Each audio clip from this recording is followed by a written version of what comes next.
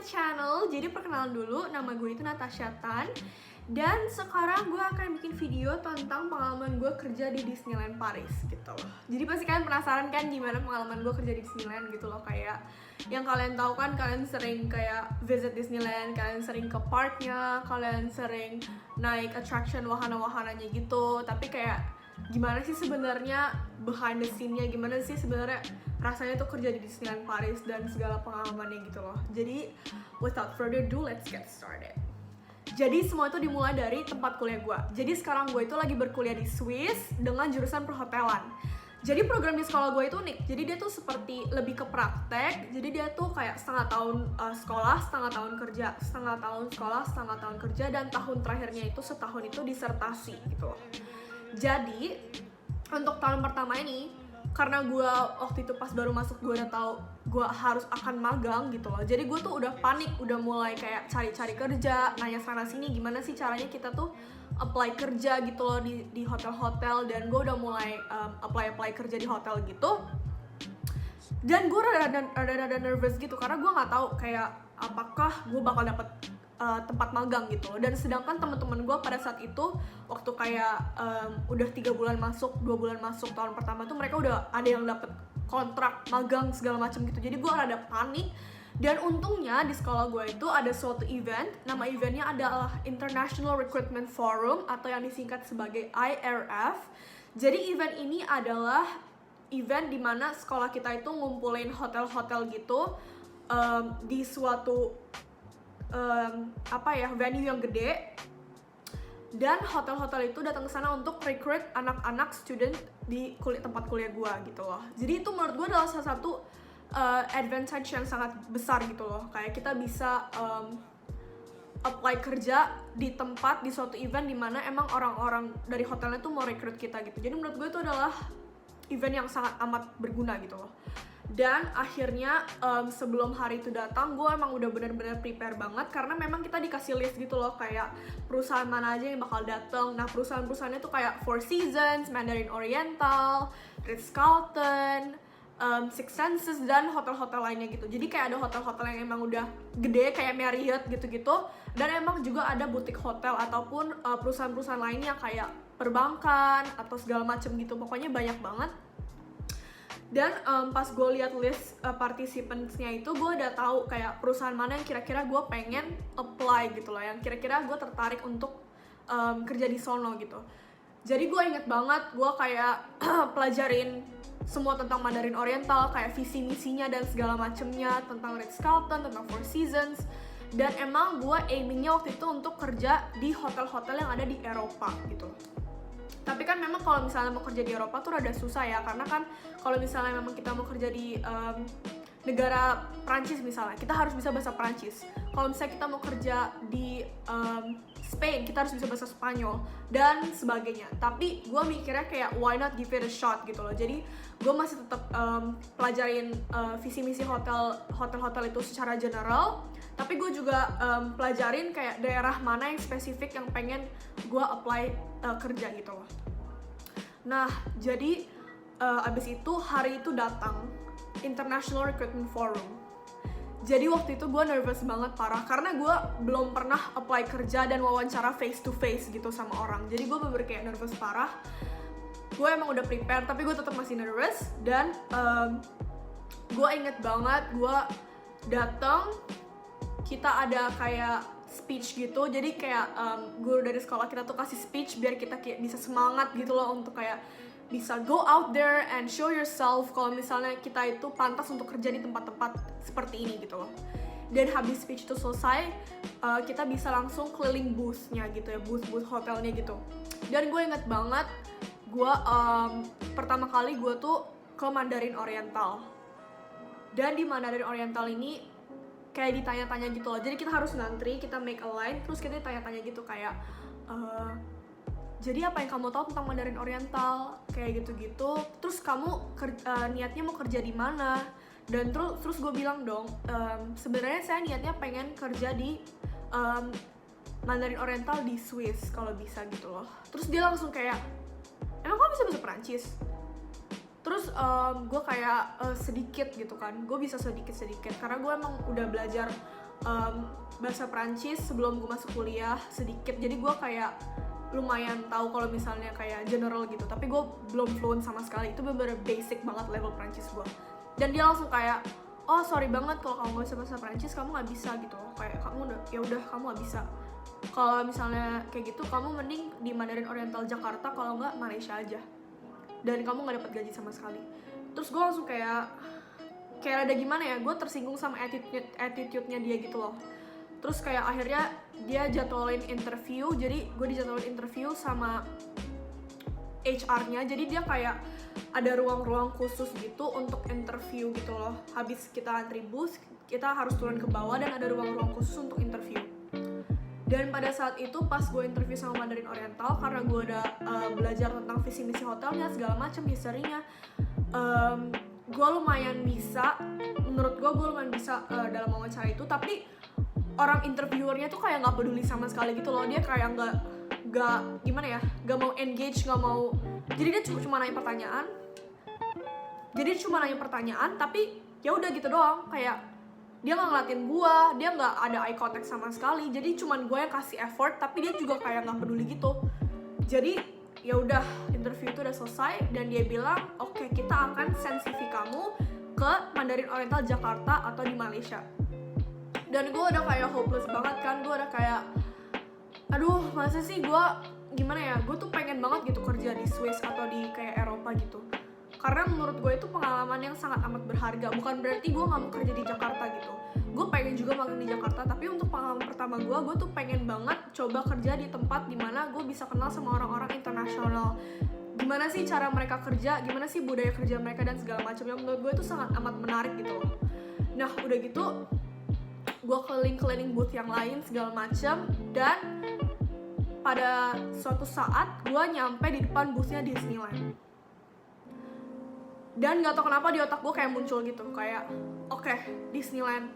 Terus gue lihat kayak ada Disneyland Orlando, Disneyland Shanghai, bla bla bla, dan gue lihat Disneyland Paris. Dan dalam otak gue kayak gue mikir, oke, gue gak bisa bahasa Prancis, tapi gue akan mencoba gimana pun caranya biar gue bisa attract mereka gitu dengan Prancis gue yang sangat amat basic. Jadi gue datang ke sana, gue ngantri. Pas gue nyampe di depan orang itu, gue gak kasih kesempatan mereka untuk ngomong, gue langsung ngomong bahasa Prancis sebisa gue bilang kayak, hai, perkenalkan, nama gue Natasha, dan gue tuh pengen banget kerja di Disneyland Paris karena menurut gue itu kayak interesting banget, kayak tempat yang sangat amat internasional dengan pokoknya gue coba sebisa gue untuk ngomong bahasa Prancis dengan dia selama 1 menit straight. Gue gak kasih space dia ngomong, gue cuman kayak lontarkan semua bahasa Prancis yang ada di otak gue. Dan dia langsung ngomong kayak, oh wow, kayak saya impressed dari effort kamu gitu loh. Dia ngomong kayak, oke, kalau misalnya kayak gitu, aku akan schedule kamu untuk interview sama Disneyland. Terus gue langsung kayak kaget gitu dong. Gue kan kayak gak nyangka kan, kayak misalnya dia bakal kayak tertarik gitu. Tapi gue memang waktu itu coba sebisa gue gitu loh, gimana pun caranya. Udah gitu, abis itu gue ngantri di bawah di ruang-ruang itu untuk interview. Dan sadly gue nggak bisa attend interview itu karena saking banyak orangnya yang apply di Disneyland, gue nggak punya kesempatan, gue nggak punya waktu untuk interview face to face sama orangnya gitu loh. Nah jadi dia bilang sama gue, sorry banget ya Natasha, kayak hari ini tuh emang hari yang pendek dan kita banyak banget orang-orang yang apply di Disneyland, jadi kita nggak punya waktu untuk interview kamu face to face, tapi saya akan schedule interview lewat Skype dari Disneyland untuk kamu, dan kayak seminggu lagi lah kira-kira, dia ngomong gitu kan. Terus gue udah kayak ya udahlah, mau gimana lagi. Dan akhirnya hari itu pun selesai, IRF selesai.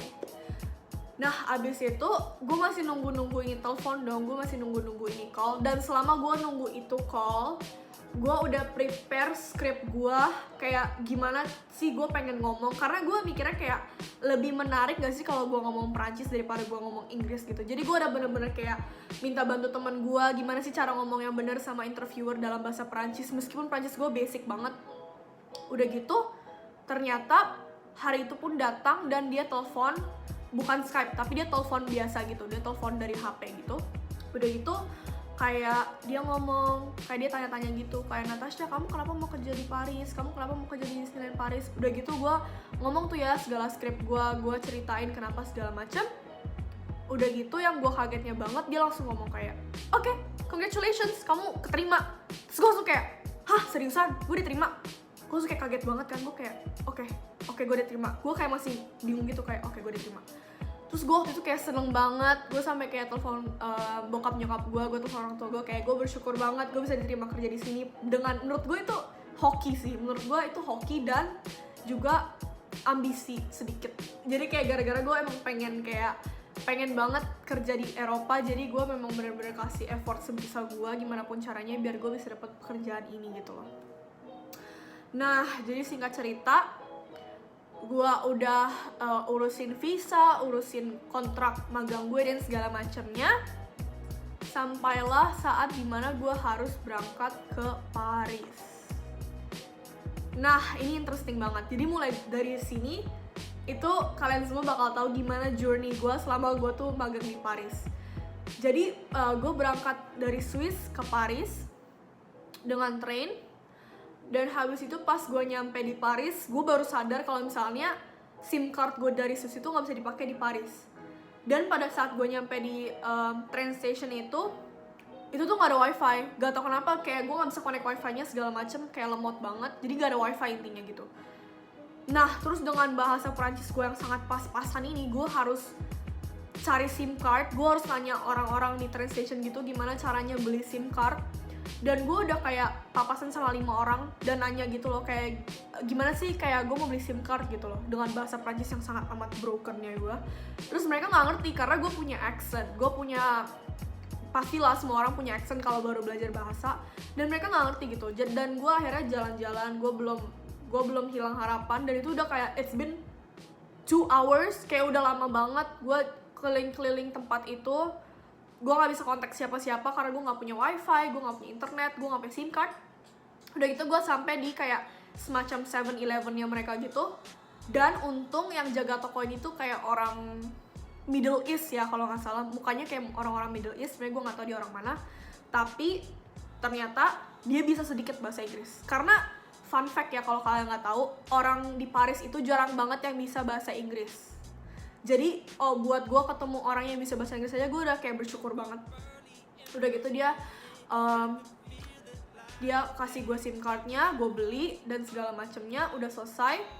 Dan gue nanya kan ini gimana cara, maksudnya ini gimana gitu sistemnya kayak paket internetnya segala macam. Dia bilang oh bisa kok, pakai aja buat sebulan kayak nggak bakal habis kayak gitu. Terus gue kayak oke. Terus habis itu gue udah search kan, gue pengen ke Disneyland Paris gitu. Jadi tuh kalau kalian nggak tahu, Disneyland Paris itu bukan di center Parisnya gitu loh. Jadi Disneyland Paris itu di Marne-la-Vallée. Jadi itu kayak 45 menitan dari naik kereta gitu dari Parisnya sendiri gitu loh. Jadi itu lumayan jauh kan, dan gue kayak udah search di Google Maps gitu gimana caranya kayak naik train dari tempat itu ke tempat yang bakal gue tinggal nanti kan. Terus habis itu pas di tengah-tengah gue perjalanan itu internetnya mati dong. Kayak gak tau kenapa tiba-tiba gak bisa berfungsi lagi internetnya. Padahal orangnya udah bilang kayak internetnya pasti bisa sampai sebulan segala macam, tapi ternyata gak bisa gitu loh.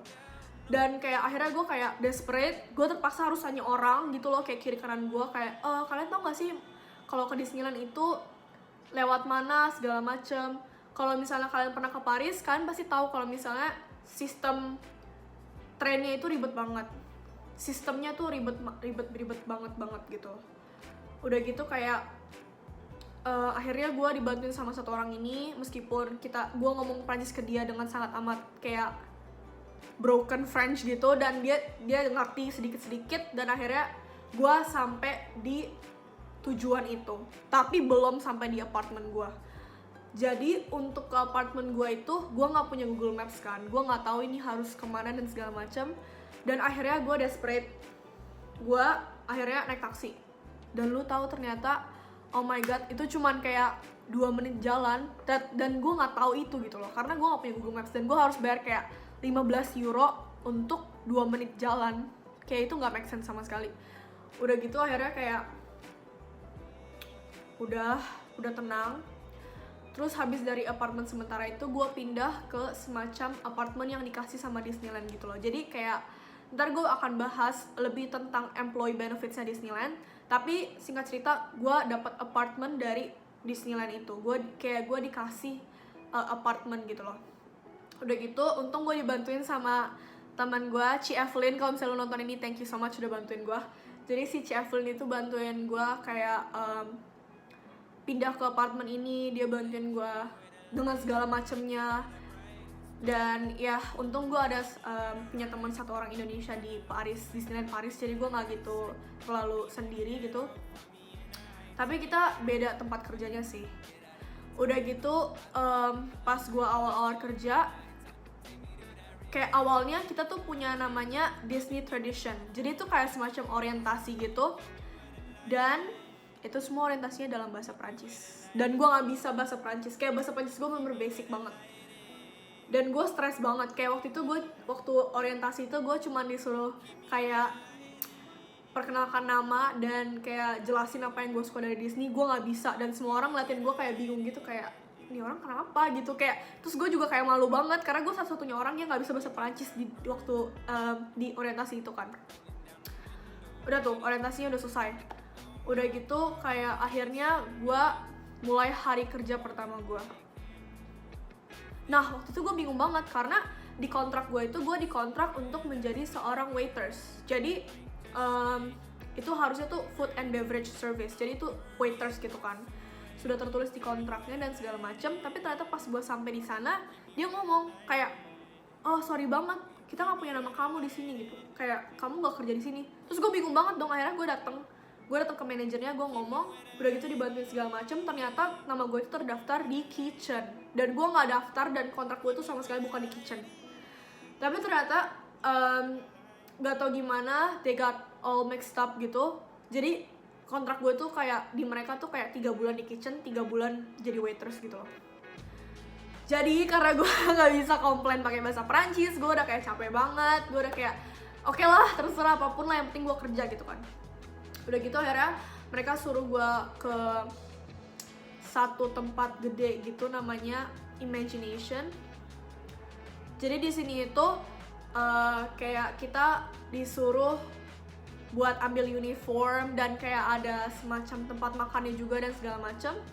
Jadi gue jalan ke sana dan pas gue masuk gue kayak kaget banget dong, kayak tempat kostumnya tuh banyak banget. Karena gue baru nyadar kan kalau misalnya orang yang kerja di Disney tuh kostumnya lucu-lucu gitu loh, dan kayak bener-bener di satu gedung yang gede itu tuh bener-bener kayak semuanya cuman kostum doang, kayak kostum princess, kostum apapun lah kostum. Jadi tuh kostum orang-orang yang jaga di wahana-wahananya, di attraction-attractionnya tuh semua ada di sono. Kayak kostum apapun, kayak pokoknya itu gede banget gitu loh. Dan akhirnya gue masuk ke sana untuk ngambil uniform kitchen gue. Kalau uniform kitchen kan biasa aja kan, kayak uniform chef biasa gitu. Jadi gue kayak rada sedih sih, gue kayak ya gue gak dapet uniform yang lucu-lucu gitu. Tapi udah, habis itu gue bakal tunjukin kalian di sini. Jadi ini kayak uniform kitchen gue. Udah gitu gue mau mulai hari pertama gue, dan itu sangat amat stressful karena sama sekali gak ada yang ngomong bahasa Inggris. Dan gue kayak gak ngerti mereka, kayak gue disuruh apapun tuh gue gak ngerti, dan itu awkward banget gitu loh. Kayak gue kayak sampai menyesali gitu loh awalnya, kayak kenapa gue harus pilih kerja di sini, kenapa gue harus nekat dan gue gak mikir panjang kalau misalnya gue tuh bakal kerja sama orang-orang yang gak ngomong bahasa Inggris. Dan Prancis gue tuh bener-bener basic parah gitu loh. Dan gue sampai kayak hari-hari pertama, minggu-minggu pertama gue di situ, gue sering banget telepon orang tua gue. Gue bilang kayak, ma aku nggak kuat. Kayak gue sempet sampai nangis-nangis gitu. Gue bilang kayak, ma aku nggak kuat kerja di sini. Karena kayak untuk survive hidup aja susah, apalagi untuk kerja di tempat seperti ini yang kayak gue tuh nggak bisa gitu loh ngomong bahasanya. Cuma nyokap bokap gue kayak selalu ngomong kayak, kamu pasti bisa, kayak kamu pasti bisa lewatin ini. Nanti kamu bisa cerita ke teman-teman kamu, ke anak kamu nanti ke depannya kalau misalnya pengalaman kamu tuh menarik gitu loh. Kamu meskipun kamu nggak bisa, tapi kamu masih bisa tetap keep pushing gitu loh. Udah gitu kayak tiap hari berlalu seperti itu. Kayak gue nggak ngerti mereka ngomong apa. Ketika gue disuruh untuk ngambil sendok, ngambil pisau pun gue kayak rada bingung gitu, karena bener-bener French gue sejelek itu. Dan gue nggak mikir panjang kalau misalnya pekerjaan di Disneyland Paris tuh akan pakai bahasa Perancis dan akan harus bener-bener fluent banget gitu loh.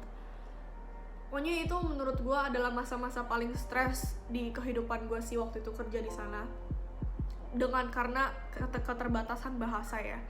Dan udah hari-hari di kitchen gue lewat. Jadi di kitchen itu gue tuh sebagai runner, jadi tuh kayak gue tuh awal-awalnya prepare starter gitu. Udah gitu nanti pas itu restoran yang buka, gue akan jadi yang refill makanan gitu. Jadi gue tetap kayak ngomong sama, gue tetap ada interaksi sama tamu, dan itu bikin gue makin ke pressured. Karena kalau misalnya dia ngomong bahasa Prancis, gue tuh rada nggak ngerti apapun, kayak gue nggak ngerti gitu, kayak karena Prancis gue bener parah banget ya pokoknya.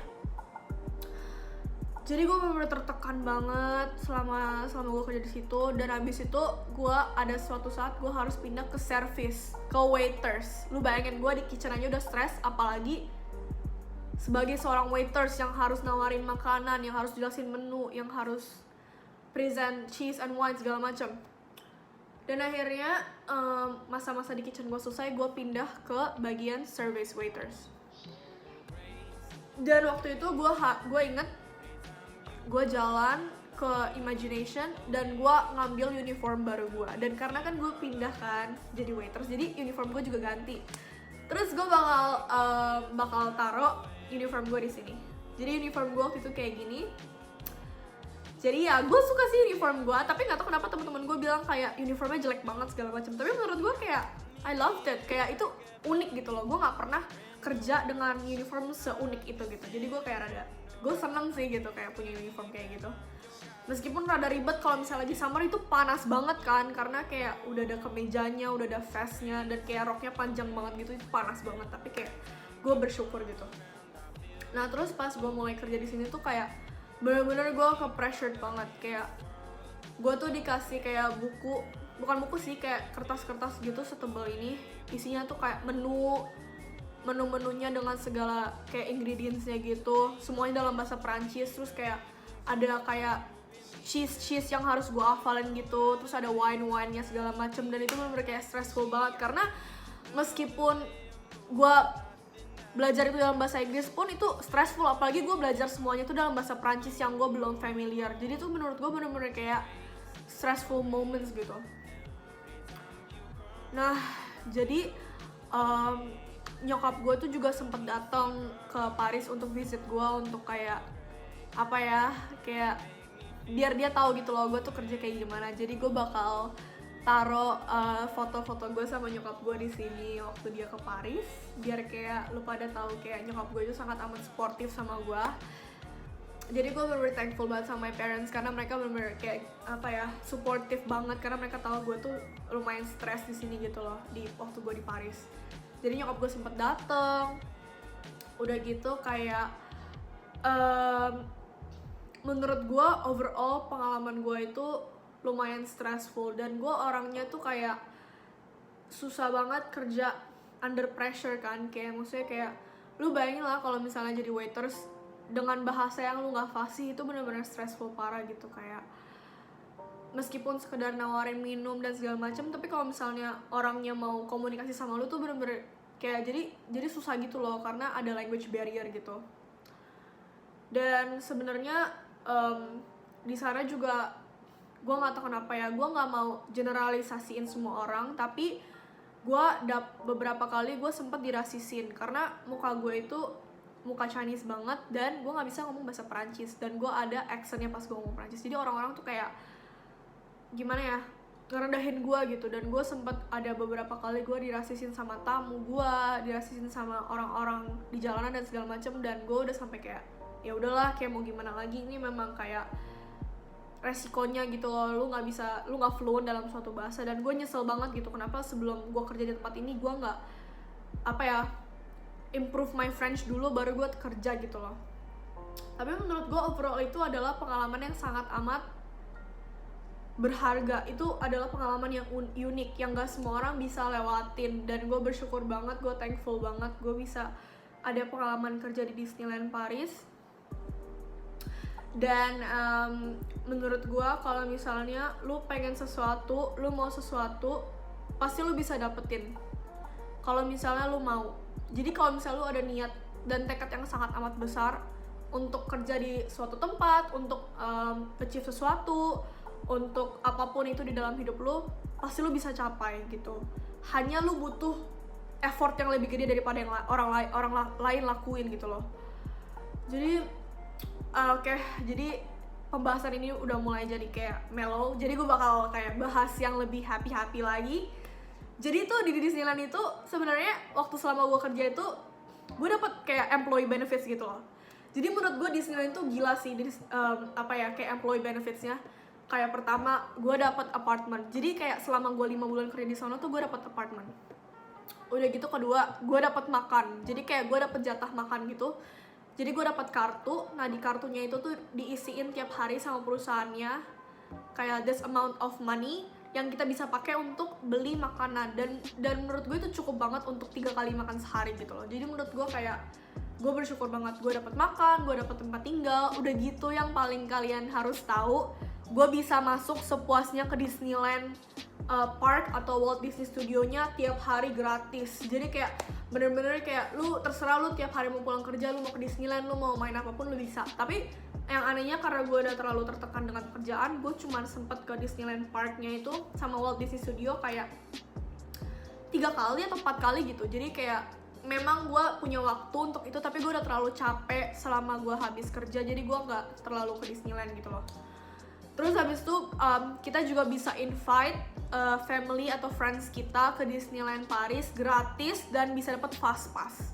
Jadi gue waktu itu sempat bawa nyokap gue ke Disneyland Parknya sama ke Walt Disney Studio-nya karena berhubung dia itu masih suka main roller coaster dan lain-lain. Jadi menurut gue kayak itu fun banget. It was a fun experience gitu loh. Dan kita juga dapat diskon kalau misalnya kita pengen beli merchandise-nya Disney, kita pengen beli barang-barang di toko-toko Disney, atau misalnya kita mau nginep di Disneyland hotelnya gitu, kita dapat diskon gitu. Dan menurut gue itu it was a good deal gitu. Kayak menurut gue itu wow banget, kayak kita dapat diskon. Jadi kayak kalau misalnya pun ada teman-teman yang mau datang atau family gitu, kita bisa gunain kartu kita untuk dapat diskon gitu kalau mereka misalnya mau beli gantungan atau merchandise gitu-gitu. Menurut gue itu benefitnya wow banget sih kalau kerja di Disneyland. Dan ya, kalau misalnya kalian mau tahu more about my Disney experience, kalian bisa komen di bawah dan kalian bisa like video ini dan subscribe ke gue. Thank you so much for watching and have a good day.